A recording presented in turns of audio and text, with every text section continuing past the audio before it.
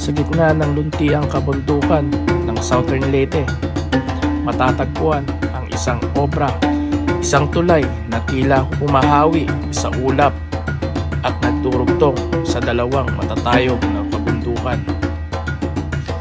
Ito ang Agas-Agas Bridge, sa taas na halos 89 na metro mula sa ibaba.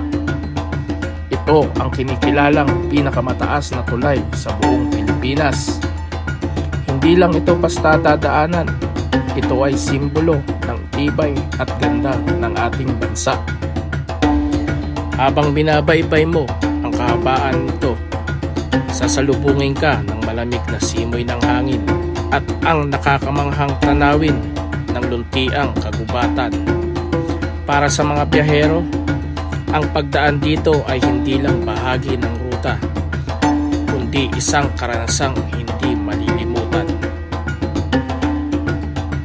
Mula sa taas, makikita mo ang pagsik ng ganda ng kalikasan sa ilalim.